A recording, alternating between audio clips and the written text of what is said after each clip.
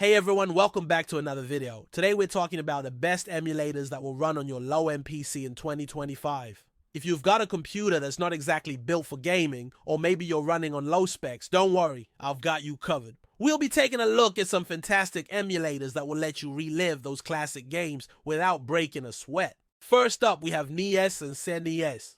For our 8-bit and 16-bit needs, I recommend FCUX for NES and SNES 9X for SNES.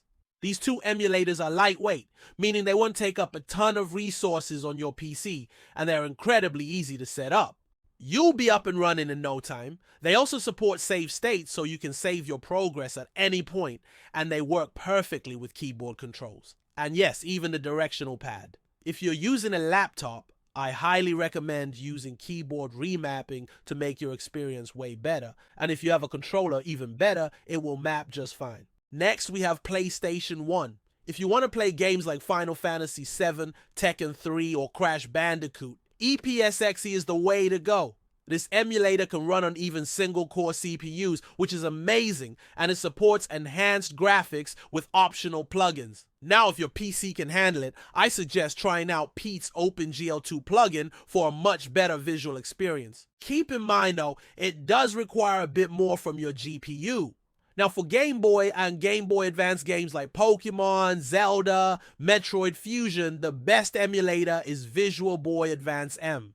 Not only is it one of the most efficient emulators out there for these two consoles, but it also allows you to fast forward during gameplay. This feature is particularly useful for Pokémon games where you might find yourself grinding a lot.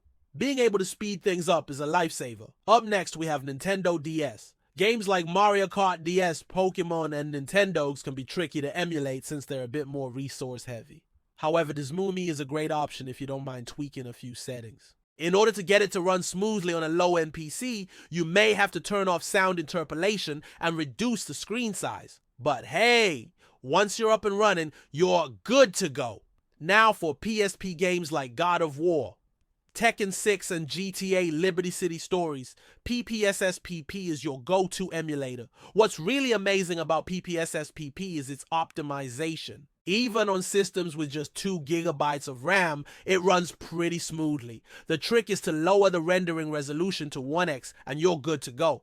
Now there's also an option called buffered rendering. Only enable this if your GPU supports it. Otherwise, it might cause some performance issues. Last but not least, we have Sega Genesis or Mega Drive. For those who love their 16-bit Sega fix, Sega Fusion is a fantastic choice. It's very low resource usage and extremely simple to use. It's perfect for playing games like Sonic Streets of Rage and Golden Axe. And here's a bonus tip for those of you who want an all-in-one solution. RetroArch is an excellent choice if you want to emulate a wide variety of consoles, including NES, SNES, Game Boy, PSP, and Sega Genesis. It's a bit more advanced than the other emulators we've talked about, but once set up, it runs like a charm even on low specs. The secret is to use lightweight cores, such as Nestopia or Gambada. There you have it, folks! Emulators that will keep those classic games running smoothly even on a low-end PC.